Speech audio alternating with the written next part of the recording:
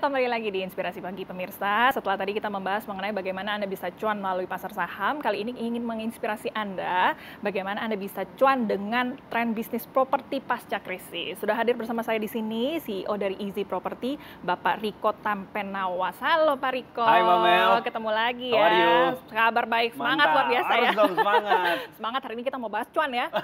Baik. Tadi diajarkan oleh Pak Holly mengenai cuan dari pasar saham. Tapi katanya ini kalau kita berbisnis properti, ini kita bisa meraih cuan juga kemudian ya. Seperti apa strateginya supaya kita bisa cuan di kondisi pasca pandemi seperti ini? Jadi bicara soal instrumen investasi memang salah satunya adalah properti. Dan properti ini adalah fundamentalnya yang paling kuat. Kenapa? Ya dari berbagai macam zaman yang sudah manusia lalui, bisnis properti selalu ada sampai detik ini. Betul. Udah ngelewatin perang dunia, udah ngelewatin berbagai macam pandemi, bahkan pandemi kan gak cuma baru kemarin kan. Betul. 100 tahun yang lalu, 100 tahun yang lalunya lagi kan sudah pernah terjadi. Jadi ini bisnis yang akan tetap eksis selama manusia masih ada di bumi. Ya. Nah kemudian yang kedua, properti ini adalah bisnis yang dimana kita bisa menghasilkan multi pendapatan. Maksudnya apa? Bisa dapat capital gain, bisa dapat cash flow. Cuman intinya setelah krisis ini manusia akan semakin sadar bahwa properti bukan cuma bisa memberikan ketahanan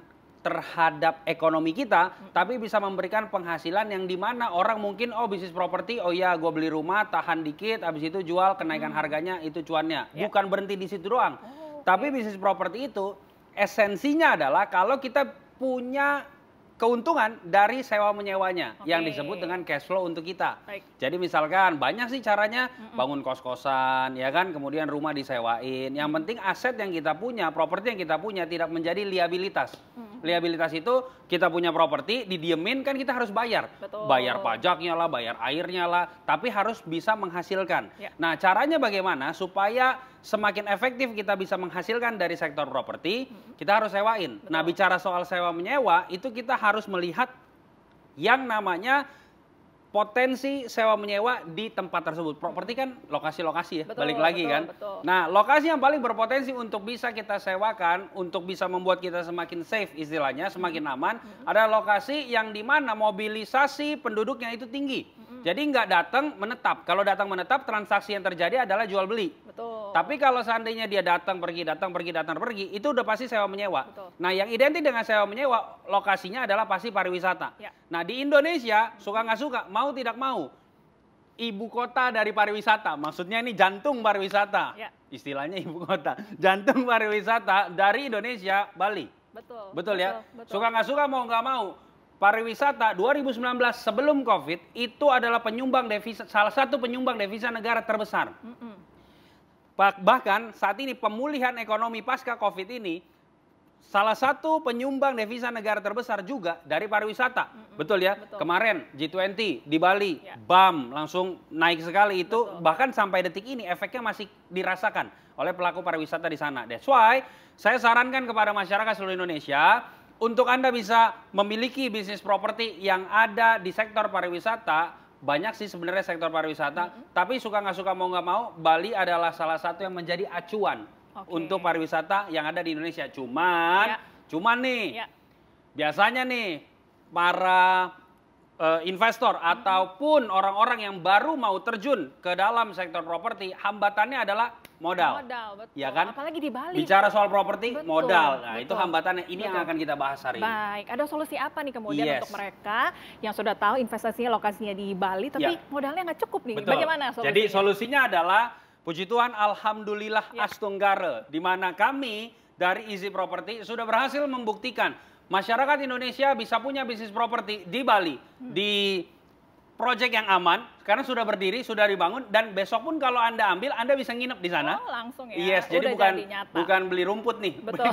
Jadi bangunannya sudah ada, saya pun juga sering nginep di sana. Baik. Kemudian Anda bisa pakai, Anda bisa sewakan. Jadi kalau Anda nggak lagi ke Bali, Anda bisa sewain terserah. Yang namanya Easy Property, kami membangun ada hotel dan resort di sana. Anagata Hotel dan Resort itu yang bertempat di proyek Lavaya yang ada di Nusa Dua. Nah, proyeknya sudah jadi. Anda misalkan ambil besok juga mau nginep, silahkan. Yang dimana ketika Anda ambil Easy Property ini, kami punya 3 lokasi sebenarnya. Cuman saya mau mengerucut hari ini ke Anagata Hotel and Resort yang ada di Lavaya Nusa Dua.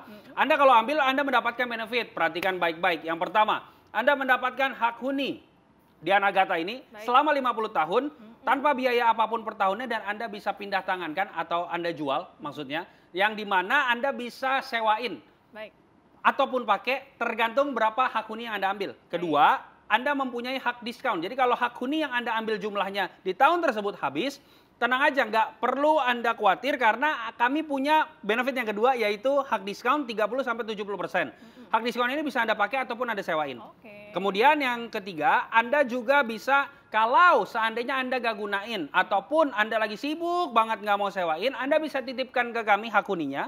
Nanti kami yang sewain, hasilnya kita bagi dua atau istilahnya profit sharing 50-50. Nah, untuk Anda ambil ini harganya adalah 33 juta rupiah saja. Itu kan sebuah angka yang dimana untuk masuk ke properti 33 juta cukup sangat terjangkau untuk angka properti ya. Kita bicara soal properti. Nah, tetapi untuk hari ini, minta maaf, tapi untuk 8 pendaftar pertama, 33 juta udah oke ya, bisa punya bisnis properti di Bali, proyeknya udah jadi. Nah, tapi hari ini cukup dengan 22.500.000 saja. Kemudian DP-nya 6.500.000, sisanya Anda bisa cicil tanpa bunga. Anda sudah bisa punya bisnis properti di Bali, proyeknya udah jadi, mau nginep juga silahkan.